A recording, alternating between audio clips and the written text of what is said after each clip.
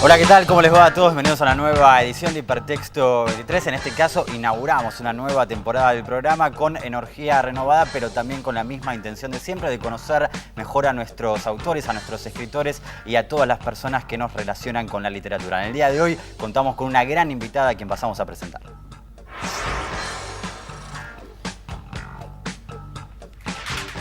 Hablamos de María Medrano, ella es poeta. En el año 2002 comenzó un taller de poesía en el penal de Ezeiza. Organiza talleres además de capacitación laboral con detenidas y también mujeres en libertad. Y compartimos una frase de uno de sus libros, Unidad 3. El tiempo se te pasa demasiado rápido y querés decir lo que no tiene palabra. Muchas gracias, María, por estar con nosotros. Es un verdadero gusto. Muchas gracias por invitarme. Bueno, contame sobre todo el comienzo de la idea del taller. Me imagino que como todo proyecto, y sobre todo este tipo de proyectos que tuvieron tantas consecuencias y tantas vueltas, tuvo varios comienzos, ¿no? En algún punto. Exactamente. Tuvo muchos Así comienzos. que el que quieras. Empezó con el taller de poesía, allá en el 2002, cuando Daniel García Helder, que era el director de la Casa de la Poesía de Buenos Aires, me convoca. Gran poeta, además. Poeta, sí, un gran poeta. Y una gran persona, y me convoca para dar un taller de poesía en una unidad penitenciaria. Como yo venía tiempo atrás de una experiencia de haber visitado a una chica que conocí en mi trabajo, yo trabajé mucho tiempo en un juzgado de instrucción, ahí conozco una chica que cae detenida, extranjera, y la visité en el penal durante toda su estadía en Ezeiza, que fueron casi 4 años, 3 años y 6 meses en realidad. Mucho tiempo. Mucho tiempo. Ahí fui en calidad de visita y saqué un librito de poemas que se llama U3, que un poco relata toda la experiencia de las visitas a la cárcel y mi trabajo en tribunales, las declaraciones y todo lo que yo vivía dentro de la oficina de tribunales. Imagino que un poco en consecuencia de esta publicación, de este librito, Daniel me convoca para dar el taller de poesía en la cárcel de Ezeiza, y ahí empiezo con un taller que para mí era un poco una experiencia nueva. Total. Era entrar a la cárcel de otra manera. Y además era, bueno, yo nunca había dado un taller de poesía y era empezar. Nunca habías dado fuera. O sea, empezaste con todo. Empecé, sí, así. Así que empecé a dar taller de poesía y en una cárcel. Y no sabía mucho con qué me iba a encontrar. Te quería preguntar, ¿cuál era, digamos, antes de todo esto? Sí. Tuviste que todos tenemos un imaginario, por supuesto, sobre la cárcel, una imagen que se crea, sobre todo de las películas, de las series de televisión. ¿Cuál era antes de tu trabajo que te llevó, ¿no? Digamos, a conocer ese mundo? Mira, yo venía de trabajar y de colaborar en una organización que es Hecho en Buenos Aires, Sí. que todavía existe. ¿Trabajaste en la revista? Trabajé en la revista y si bien no conocía las cárceles porque nunca había entrado a una cárcel. Sí, un poco lo que se vivía. Claro, y conocía mucha gente que había pasado por una cárcel, pero la verdad que nunca me había detenido a pensar seriamente qué pasaba dentro de una cárcel, cómo vivía la gente dentro de una cárcel. Para mí eso fue, digamos, mis primeras visitas a la cárcel fue muy impactante, muy revelador y nada, y esa sensación, ¿no?, como de ver algo y no poder dejar de verlo y decir, bueno, algo hay que hacer con esto, ¿no? Decís en una entrevista, y me interesa mucho esa frase, que con esta experiencia de la chica a la que le llevas un diccionario, te pasó que quisiste dejar de estar del lado de los que juzgan para estar del lado de los que tienden una mano, ¿no?, de alguna forma. Sí, para mí esa fue como una experiencia fundante en un punto, porque fue... Como que empieza ahí, ¿no? Sí, para mí empieza un poco ahí primero esa necesidad, como decís vos, de estar del otro lado. O sea, de golpe me vi del lado del juez tomándole una declaración indagatoria. ¿Era tu trabajo? Era mi trabajo, era mi primer declaración indagatoria. Yo en general llevaba expedientes, era escribiente, llevaba expedientes, pero nunca me había pasado de tomarle una declaración indagatoria a una persona que caía detenida, además, ¿no? Claro. Entonces, para mí eso fue muy fuerte y fue esa sensación de yo no quiero estar de este lado, yo quiero estar del lado del que acompaña a esa persona, del que le da una mano. Evidentemente era una chica de mi edad, además, que se veía que no era una narcotraficante, como la mayoría de las mujeres que están en esa situación. Sí, eso te iba a decir, se dice que muchos de los delitos tienen que ver precisamente con eso y con gente que es fácil de agarrar, ¿no? Porque sí, ese es el otro imagínate tema. que en las cárceles de mujeres el 70% de las mujeres que están detenidas por delitos vinculados a las drogas. Al traslado, ¿no? Traslado, comercialización, pero comercialización estamos hablando de kiosquito,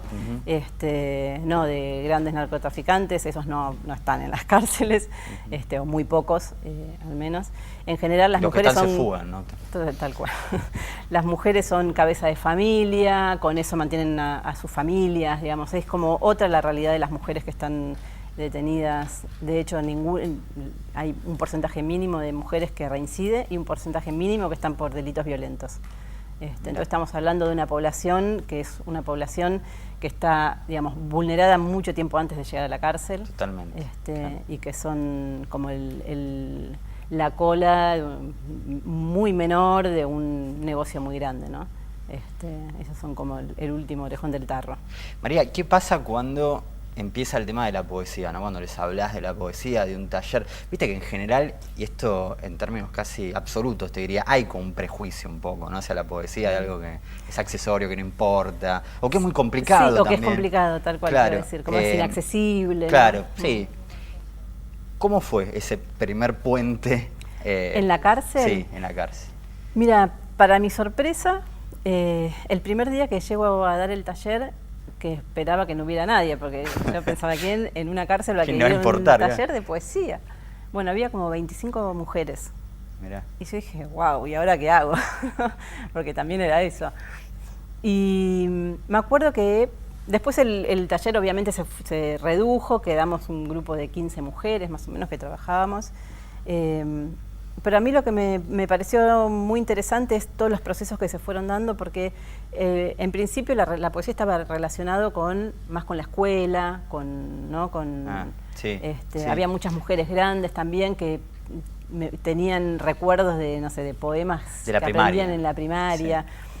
Sí. Y también la idea de que era cosa de intelectuales, ¿no? Que además la poesía tenía que hablar de cosas elevadas. Sí. Y yo me acuerdo que lo primero que llevé fue los 40 títulos del Diego, de una colección de poesía de los 90, que era una poesía muy, en general, escrita con un lenguaje cotidiano, que hablaba de cosas cotidianas y comunes, ¿no? Y eso tuvo un impacto muy bueno, porque al principio decían, pero esto no es poesía, esto lo escribe cualquiera. Entonces, bueno, un poco la idea era esa, decir, bueno, la poesía la puede escribir cualquiera, la poesía se escribe con el lenguaje de uno, ¿no? Y por ahí entró mucho también, ¿no?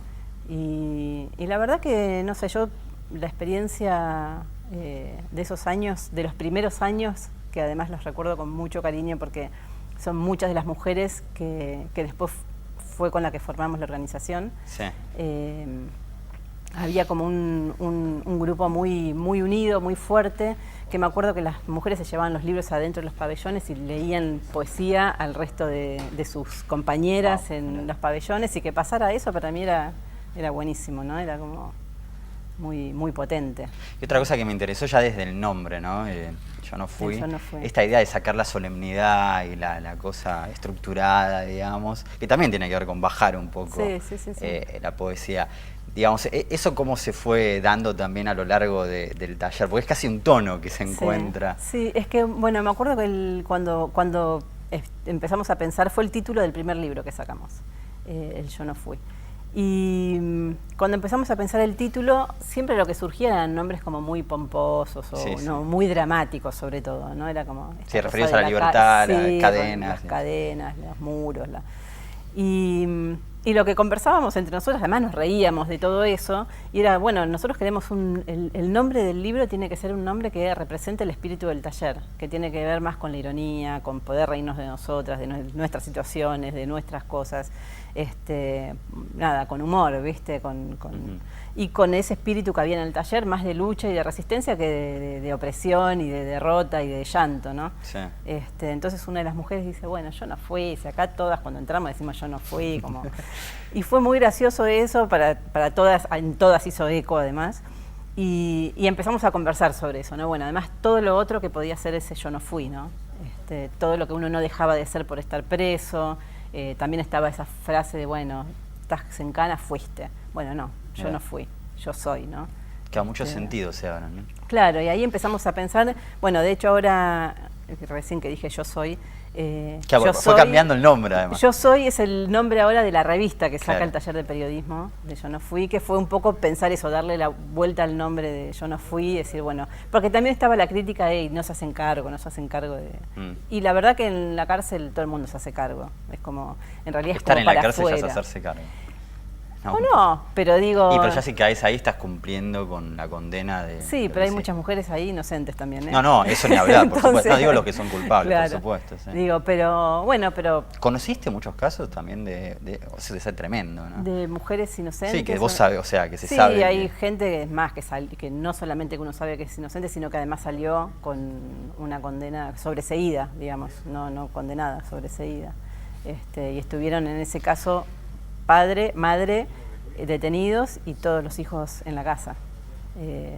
Nada, y todo las consecuencias que tiene un encarcelamiento para todo un entorno es... Sí, es verdad, eso es todo el grupo, ¿no? Es todo el grupo. Claro, no es, uno tiende a pensar que es una persona. Pero y sobre todo cuando se detiene una mujer que tiene a cargo hijos y demás. Sí, ese es el otro tema también, ¿no? Hablas mucho de los hijos que tienen que dejar, digamos, lo que significa. Sí, eso. Porque también, qué sé yo, en general siempre cuando se habla de las mujeres y la cárcel y los niños, se hablan de los niños que están adentro de la cárcel con sus madres, ¿no? Pero no se habla nunca de los chicos que por ahí tienen no 4, sino 5 años y quedaron afuera, que es como también una diferencia un poco arbitraria entre los 4 y los 5 años, o los 6 o los 7. Y también qué pasa con los adolescentes que quedan solos de golpe... como a la deriva, ¿no? Un poco. Y volviendo al tema del nombre y de esta ironía y sin ser solemne, ¿no? Pero te quería preguntar por esta relación entre la poesía y la privación de la libertad, o sea, cómo se genera ese contraste, digo, a través de la palabra. Sí, yo creo que...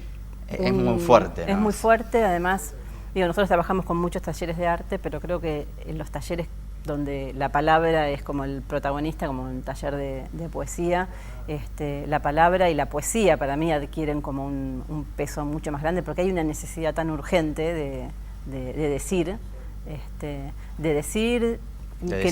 que no solamente es denuncia, ¿de qué dijiste? ¿Desear? Desear. Totalmente. No, porque es la misma palabra en francés, sí. ¿no? Es bueno, interesante. Está bueno. Y sí, cobra como una urgencia, ¿no? Que por otro lado lo pienso, para mí es como la base que fue nutriendo todos los otros espacios de Yo no fui. Digamos, hay algo de la construcción que pasa por esa construcción de versos, de ideas, de pensamientos que se construyen a partir de estos espacios que para mí son como vitales. Hoy, ¿cuáles son los espacios? Hoy, digamos, ¿cómo se está gestando la organización, digamos, ¿no? Hoy Yo no fui es una asociación civil que dicta talleres de formación en artes y oficios y es una cooperativa de trabajo. Si no me equivoco, es fotografía, serigrafía. Y hay fotografía digital y estenopeica, poesía, periodismo, diseño textil, arreglo de maquinaria textil, diseño de calzado, serigrafía, carpintería. Ah, de todo. Hay de todo un poco. Y algunos de esos talleres se dan adentro de las unidades y otros afuera. Tenemos 2 espacios, 2 sedes donde funcionan los talleres de afuera, donde vienen las personas que están o con salidas transitorias, que ahora está muy difícil el tema de los permisos y demás. ¿Sí? Sí, está muy, muy difícil. ¿Por alguna...? Y supongo que es la presión mediática, el discurso de la seguridad así como taladrando y que el Poder Judicial se cuida se hace eco un poco de ese discurso y no da los permisos para que las personas accedan. Sí. Entonces trabajamos con personas que están en transitorias, con personas que están en arresto domiciliario y personas liberadas en los talleres de afuera, ¿no? ¿Sabes qué estaba pensando? Me imagino que debe haber muchos casos, ¿no? Diferentes y la verdad que está mal generalizar, pero si yo te preguntara cuáles son los pensamientos más recurrentes, por lo menos que viste en el taller de las mujeres que están detenidas, ¿no? ¿Cuáles son las ideas que más...? Los temas que salen... Claro. Mira, yo un poco lo que iba viendo como procesos así de escrituras y al principio las mujeres escriben mucho sobre su familia, sobre sus afectos, sobre todo sobre los hijos. Es como el gran tema son los hijos. los hijos que quedan afuera. Y después de hacer un poco catarsis de todas esas emociones y sensaciones, también en relación al encierro, empieza ahí como un trabajo más que tiene que ver con el oficio propiamente dicho del lenguaje y de la palabra, y de experimentar y de tratar de buscar la propia voz, ¿no? Sí.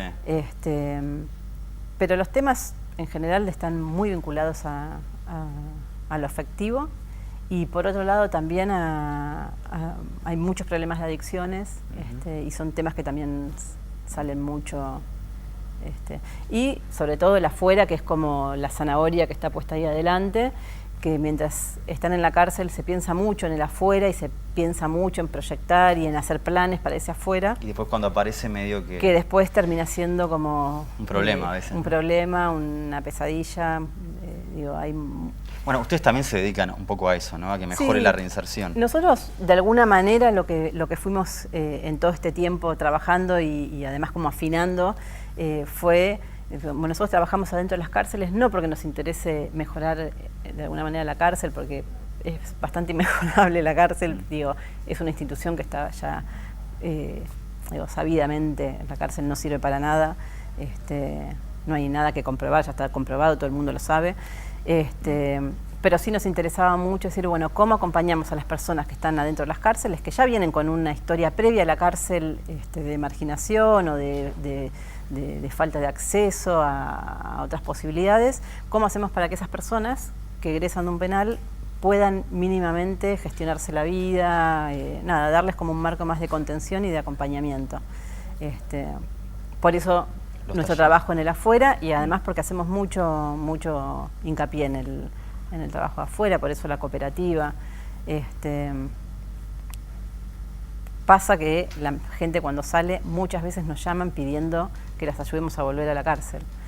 Es tan terrible, es tan terrible el afuera, es como algo muy perverso que se genera, ¿no? Total. Y nosotros al principio nos decíamos, ¿cómo puede ser que la cárcel termine siendo un horizonte de inclusión? Es lo más perverso que uno se puede imaginar. Y perder la libertad, ¿no?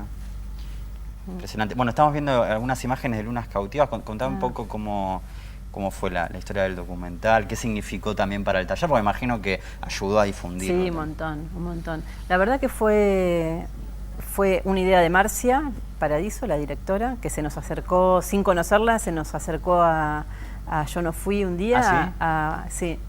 Que había estado averiguando sobre experiencias en cárceles, sobre escritura en cárceles, que mucha gente la había derivado a Yo No Fui, que nos viniera a visitar. Y nos hace la propuesta, y como no la conocíamos, dijimos, bueno, en principio nos gustaba la idea, le invitamos al taller, y me acuerdo que dijimos, bueno, vení al taller, conocí a las chicas, sé parte un poco del espacio y veamos qué pasa. La cuestión es que Marcia estuvo viniendo casi como 2 años al taller, participaba del taller, en un momento quedó como a cargo del taller, porque nosotras, en ese momento yo el taller lo dictaba con Claudia Prado, otra poeta. Y nos tomamos unas vacaciones y entonces cortábamos en el verano el taller, y siguió Marcia yendo al espacio para no cortar en el verano. Así que se dio una relación como muy linda con ella, de mucha confianza. Entonces, como cuando llegó el momento de filmar, había como ya nos conocíamos mucho todas, ella conocía a todas las chicas. Como y que fue fluyó, como, digamos. sí, fue una experiencia súper linda. Y para el taller, y no solo para el taller, sino para la organización, fue como muy importante la visibilidad que le dio, ¿no? El documental ganó premios, se proyectó en un montón de lugares. Sí, le fue muy bien. Sí, la verdad que fue una experiencia. Pensaba también en vos como poeta. Te contaba que vi tu libro en Mercado Libre por 400 pesos. Increíble. Que lo recomiendo, porque es un gran libro. Y digamos, un poco esta idea de cómo fue también cambiando, me imagino, ¿no? Inclusive tu propia concepción de la poesía por ahí, o enriqueciendo también con todo esto, y tu propio trabajo como poeta. Sí, a mí, Unidad 3 habla de toda la mayoría, no todo, pero la mayoría de lo que escribí después de la experiencia de la cárcel tiene que ver un poco con eso, porque también es mi vida, la experiencia. Hablo y escribo de lo que hago y de lo que veo, Pero también pasó que empecé un poco a escribir menos, a escribir menos. Como que pasaste más a la acción. Pasé más a la acción, sí.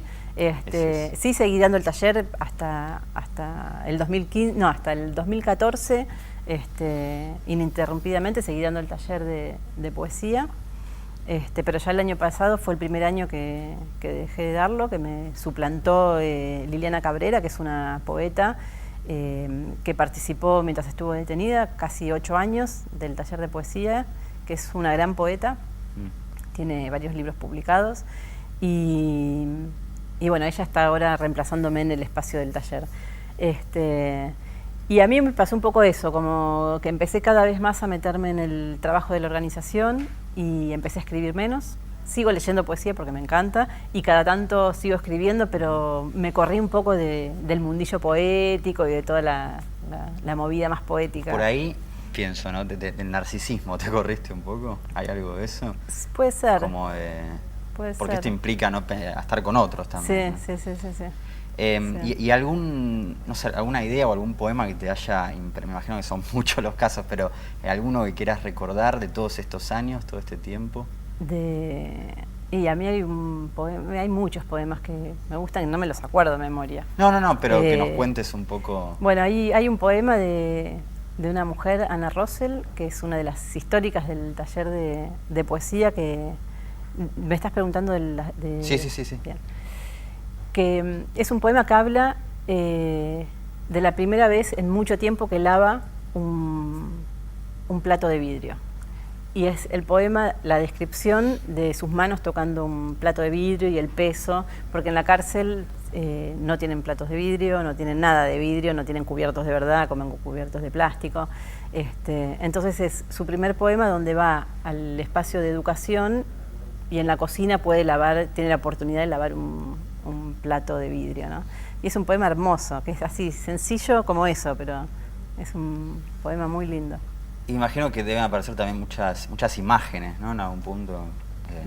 Bueno, poemas de Liliana Cabrera. Lili habla mucho sobre su pasado delictivo, que aparecen todo el tiempo en los poemas, y son poemas muy crudos, que también son con imágenes fuertes, como muy, muy poderosos, ¿no? Bueno, de hecho el cierre de Lunas Cautivas es un poema de ella, que rememora de alguna manera el poema de Pacurondo, el que dice la única real es la reja, de este lado estás vos, ¿no?